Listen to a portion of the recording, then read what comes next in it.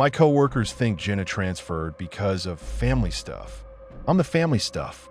They lower their voices when they say her name now, like the walls might report them to HR. They talk about how stressful this place is, how it could happen to anyone. They act like she was carried away by some random storm. I know exactly who turned the wind in her direction. It started when she got the promotion I wanted. I'd been groomed for it. That's what my manager said. Took on extra projects, stayed late, swallowed shit from clients, smiled through it. Then one afternoon, HR called Jenna in, not me. She left her lunch half-eaten, came back holding that beige folder, eyes bright, biting her lip like she didn't want to seem too happy. He followed her out, clapped her on the shoulder, said, "We're lucky to have you in this role." I heard every word. She looked at me across the floor with that apologetic smile. I hated her more for that than for the promotion. If she gloated, maybe I could have just called her a bitch and moved on. But she looked sorry, like she knew I deserved it, and she took it anyway. I stayed late that night. Didn't even pretend it was for work. The cleaning crew did that thing where they avoid eye contact, like you're part of management if you're still there after 8. I walked straight to her desk. Her drawer was unlocked. Inside, gum, highlighters, a crumpled cardigan, then an envelope with a clinic logo. I knew I shouldn't, but my fingers already had it open.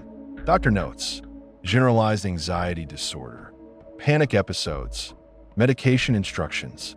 One line: patient reports work-related triggers. That was it. That was the loose thread.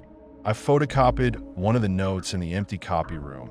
The hum of the machine loud as hell in the quiet. Took a thick marker, wrote across the top. Ask her if she's stable enough for this role.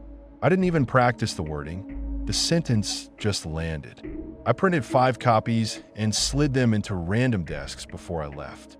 Not hers, everyone else's. It blew up the next morning in that petty, ugly way offices specialize in. People pretended to be offended while they read every line. A few made a show of tossing in the bin, but not before they scanned it twice. Someone left one on the break room table. I watched Jenna pick it up, recognize the letterhead, and go pale.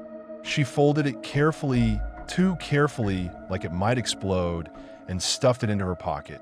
The rest of the day, she moved like she was walking on glass. Once you see a crack in someone, you can't stop pushing on it. She overprepared for everything after that. Printed backup copies of everything. Checked numbers again and again. Her leg jiggled in meetings. She started carrying her meds in a little pill case and thought she was subtle with it. She wasn't. The presentation sabotage was stupidly easy. She had a big client deck, her first as a lead. I watched her build it for days, obsessing. The night before the call, she stayed late to rehearse in a conference room. I forgot my charger double back, found her laptop still logged in on her desk. I didn't need to hack anything. I just replaced her final version on the shared drive with an earlier draft and deleted half the slide from that one. Left the title, the first few, then blank white nothing. Saved, closed, went home. Next morning, she walked into that meeting wired and shaky. She smiled at the client through the webcam, launched the deck, started strong. Then slide 8 hit and it was just blank. Next slide, blank. She froze. You could hear the silence through the speakers. Our manager leaned forward, jaw tight.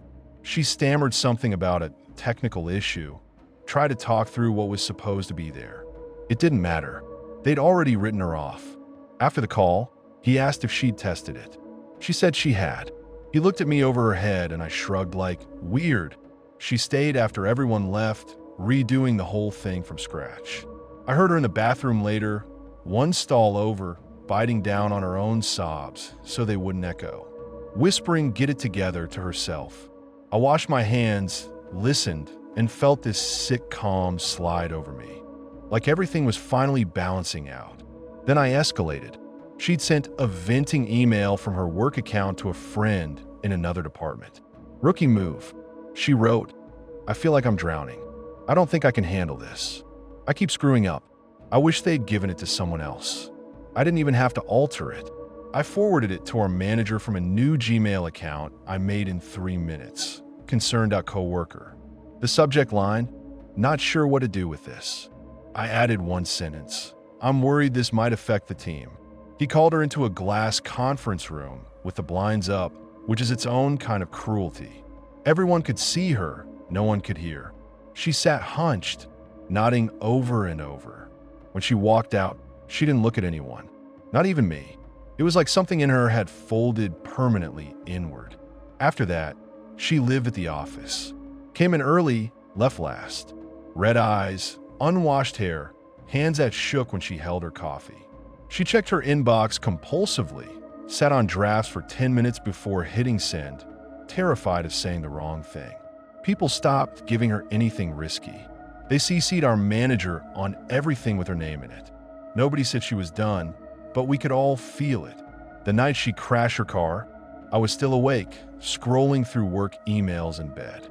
The timestamp on her last message hit the inbox, 11:42 p.m. Subject line blank. Body, I can't keep fucking up like this.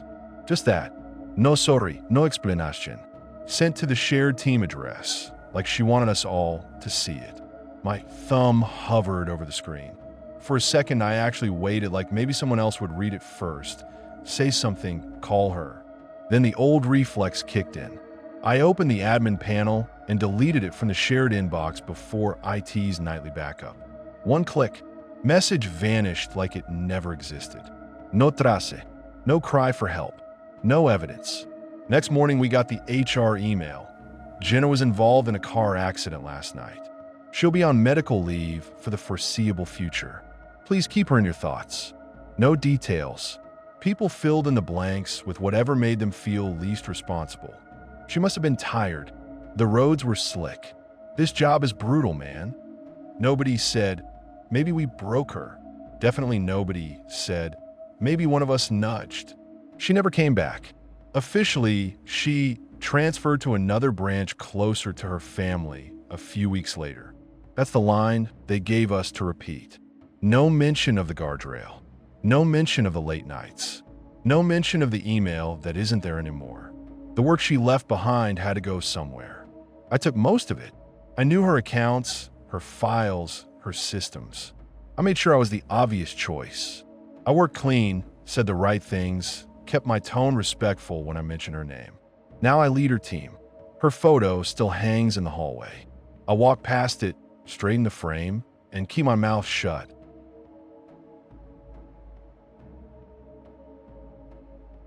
The girl in 4B has no idea her Spotify Wrapped includes me. I live across the courtyard from her, same floor, same line of windows, like somebody copied and pasted our apartments and just rotated mine 90 degrees. If I lean against my own bedroom wall and kill the lights, her whole life sits there framed like a TV show nobody else gets. First time I noticed her, she stirred a pot in the kitchen with these huge over-ear headphones on, swaying a little, mouthing lyrics, completely gone to the world. I had some bullshit reality show on, but I muted it and just watched her instead. It felt harmless at first. Background, white noise in human form. Then I started timing my evenings to hers. I'd hear the faint bass through the glass, see her kitchen light flip on, and I'd pause whatever I was doing, drag my chair to the window, kill my own lamp, and wait. When she turned on her bedroom light, I muted my TV and watched. Not in a jerking off way, not usually. More like field research. That's why I called it in my head, so I didn't have to call it what it was. I watched her learn recipes from her phone, burn stuff, order takeout when she gave up. I watched her dance with a bottle of wine, drop it, kneel on the floor, and pick glass out her hand. I watched her talk on the phone, pacing, her hands going everywhere when she got pissed. I started to recognize her clothes, the hoodie she wore when she looked tired, the dress that meant she had a date, the old t-shirt that meant, don't fuck with me. I'm done today. I learned her schedule without trying. Monday she got home later, hair pulled back, shoulders slumped. That was gym night, I figured. Thursdays she came in earlier, showered, then did her makeup in the bedroom mirror I could see from an angle, then left again in that same dress, the one that made my stomach twist for some reason I didn't want to label.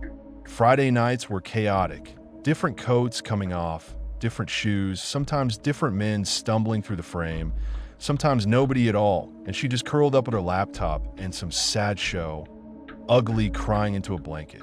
That cry face stuck with me more than any time she took her clothes off. Her whole body folded in on itself, like she was trying to crawl out of her skin and couldn't. Somewhere in there, I found her on Instagram. It wasn't hard. People post the front of our building, the view of the courtyard, their plants on the sill. I saw her in somebody else's story first, tagged, smiling with a drink. I clicked, hit follow from an account I'd made with a fake name and a stock photo. She accepted in under a minute. After that, it was like somebody handed me subtitles for the show I'd been watching on mute. She posted playlists, screenshots of songs. I'd discover the bands she shared so my playlist matched whatever leaked from her window at night. New indie band. I queued the whole discography, looped it while I worked. If she posted the same track twice, I left it on repeat. I like the idea of some Spotify server somewhere quietly merging our habits, of an algorithm drawing a line between us before she ever did. I changed my own life around her without saying a word to her. I stopped going out as much. I started working later just so I'd already be at my desk when her kitchen light came on, so I could pretend I just noticed instead of admitting I waited for it. I learned which nights she did laundry because she'd vanish from the window, then come back with a basket, dump clothes on the bed, sort them. I could tell when she was broke because the takeout bags stopped showing up and she ate pasta 3 nights in a row. I could tell when she was in a new relationship because her phone stayed in her hand constantly and she smiled at nothing, then spun in circles on her rug like she couldn't contain it. Those weeks I felt this ugly, stupid anger sit under my ribs, buzzing. I'd watch some guy's tagged photo on her feed, his arm around her, and think, you have no idea how much more I know than you. When our building got smart locks, that's when it went from creepy to, I don't know, whatever comes after creepy. Management sent an email asking for tech-savvy volunteers to test the app and the admin tools. I work in IT. Of course I said yes. They gave me temporary admin access for a week. I logged in and saw every unit as a line item, little green and red icons lighting up when doors opened, when they locked. It felt like popping the hood on the whole building and seeing all the wires. I should have sent the all good, remove me email when I finished the dumb test checklist. I never gave it back.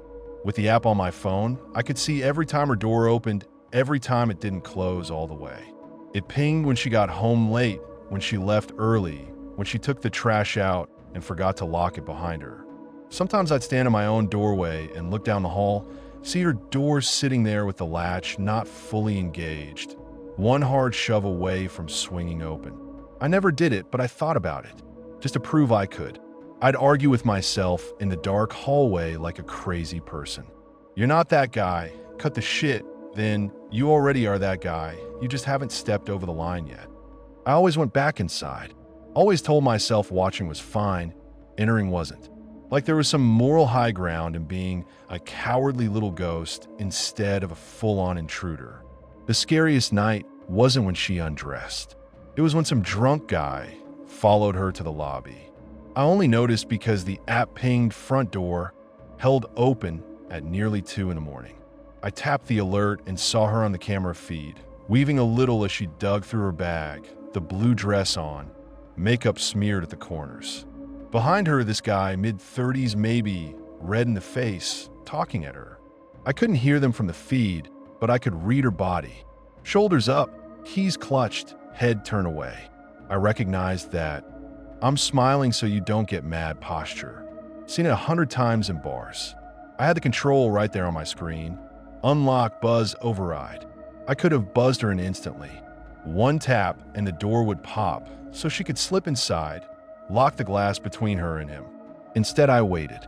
I told myself I wanted to see if the system glitched when the door got held open. I told myself I needed more test data. That was bullshit. I wanted to see what he'd do. I wanted to see how far he'd push and how far she'd bend before something snapped. My heart pounded and my hand hovered over my phone while I watched her fumble keys, drop them, crouch, grab them again. He leaned past her, palm flat on the glass, trying the handle talking fast. She shook her head, small, quick, like she didn't want to set him off. He laughed, then it shifted. You could see it even through the shitty fisheye camera. He got louder. His face twisted. He slapped the glass hard enough the frame shook. She jumped, threw her weight against the door, kept it pulled mostly shut with her whole body. I still hadn't bust. I just stared. My pulse hammered in my throat, and there was this sick, electric thrill under the anxiety, like watching a car drift too close to the edge of a cliff. Part of you screams, "Stop, stop," but another part leans forward. He only yelled, pounded the glass, then wandered off. Just burned out. No weapon, no full-on tackle, just a mean drunk with more bark than bite. He staggered out of frame, middle finger up. She slid down the inside of the door and sat on the floor of the lobby, knees pulled up, head in her hands. She shook for 10 minutes on the floor. I watched the whole thing. I watched her shoulders jerk as she tried to breathe, watched her try to call someone, hang up twice, finally press the phone to her forehead instead.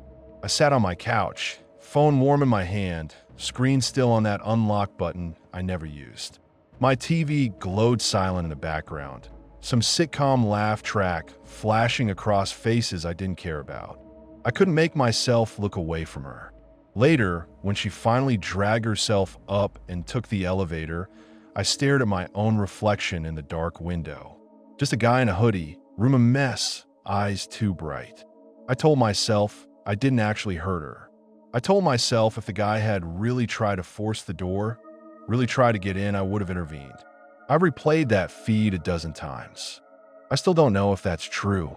I shut off the app that night and lay in bed listening to the bass of her music through the wall, thinking about how close I'd come to pressing that button and how close I'd come not. Next morning, she posted a photo of the sky through her window, pink sunrise over the courtyard. Caption said, "Someone up there must have been watching over me." Yeah, someone.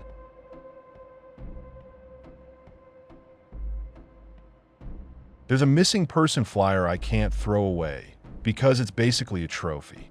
It's folded twice and stuffed in the junk drawer by the fridge under takeout menus and dead batteries. I see his face every time I dig for scissors or tape. Cheap printer paper, rain-warped edges, that same hopeful caption. "Have you seen my son?" I keep thinking I'll toss it, but my hand stops every time. I just smooth it, look at him, and shove it back under the crap. I hit him 3 winters ago.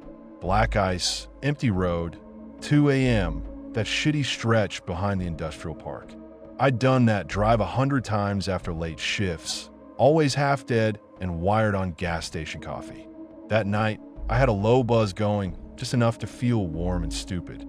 Snow piled on the sides, salt dust on the asphalt, sky that sick orange from the city lights. Radio low, heater squeaking, me scrolling through songs at stoplights like a fucking idiot.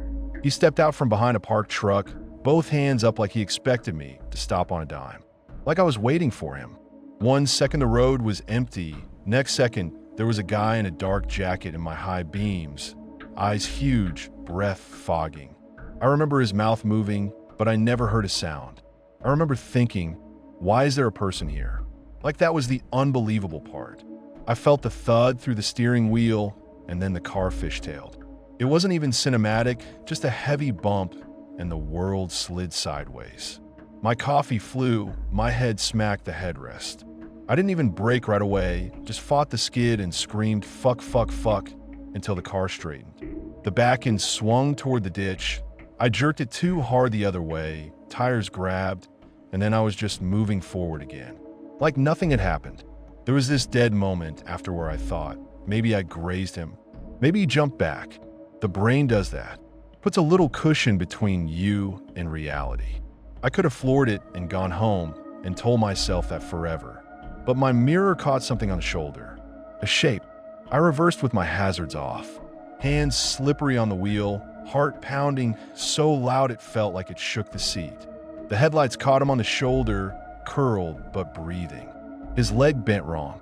His shoe lay 10 feet away, on its side like it just took a nap. Steam rose from the grill, from his breath from the ditch. His jacket looked thin for the weather. He tried to roll, failed, started begging. Not loud, not movie style. Just this broken repetition, please, please, man, fuck, it hurts, and little wet sound when he breathed. I saw his phone glowing a few feet away, screen spiderwebbed. It buzzed once like someone was calling. One call to 911 and my DUI from college, the weed in my trunk, every bad decision, all of it would come roaring back. License gone, job gone, my mom crying in some courtroom. I saw the whole chain like it was already happening. I told myself he'd be fine. People survive worse. I told myself I didn't feel alcohol anymore. I told myself the weed was barely anything. 100 stupid arguments crowding out the only one that mattered. You hit him. Do something. So I killed the engine, grabbed his phone, and hurled it into the drainage ditch. It landed with a little splash, and the light disappeared.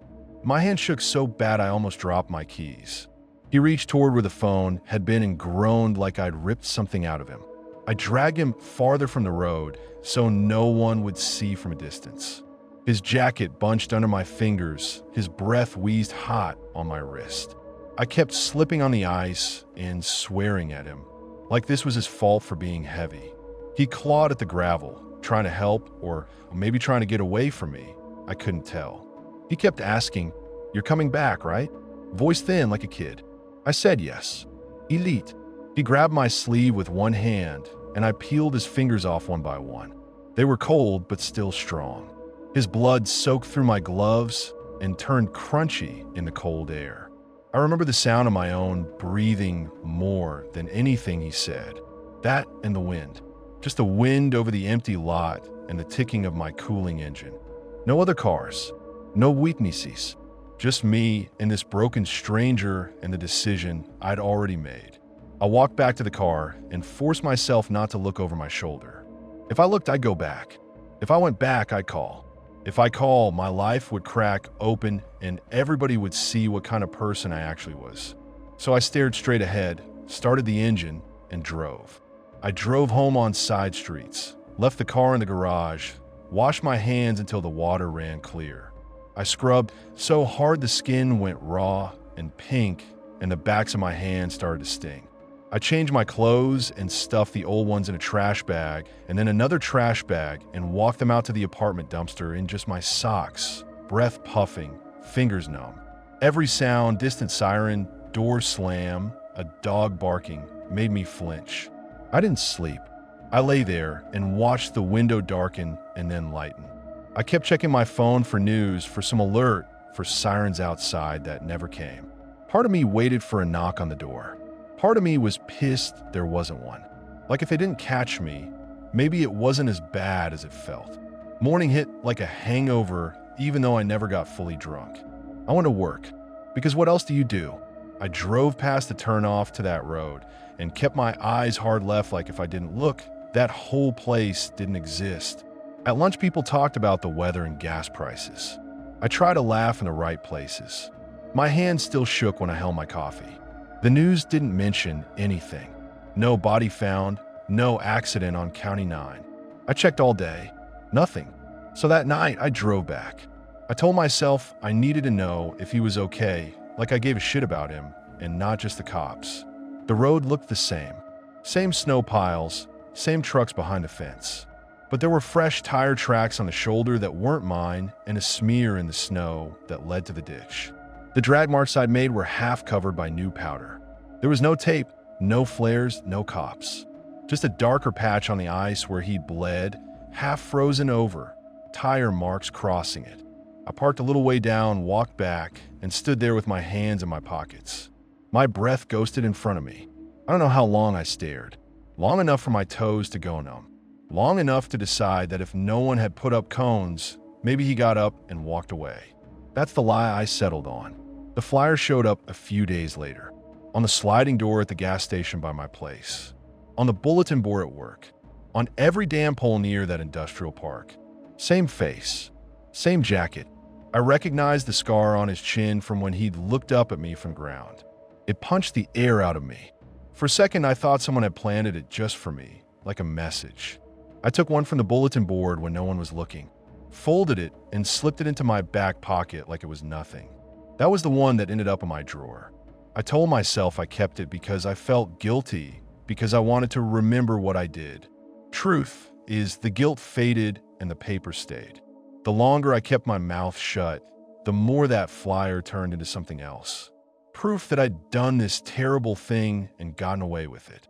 Proof that under all the normal small talk and clock-ins and holidays, I was capable of leaving a guy to die in the snow and then going home to microwave leftovers. Cops came around once. They did the usual knock, showed the photo, asked if I'd seen him. I said no and leaned in to squint at it like I hadn't seen those eyes every time I opened my freezer. One of them asked if I'd been out late that night because they'd pinged a tower near my route. I shrugged, said yeah, I live nearby, must have driven past, didn't notice anything. I even added, I hope you find him, man, like some concerned neighbor. They thanked me and walked off. My legs almost gave out when I shut the door. Tom did its thing. His face faded from the boards. The ink ran in the rain. New flyers went up over the old ones. Missing dogs, yard sales, church events. He slid down the stack of people the world worried about. But not at my place. At my place, he stayed right there in the drawer, frozen on that night forever. Next day, my mom shared his missing person post on Facebook with a crying emoji. I liked it.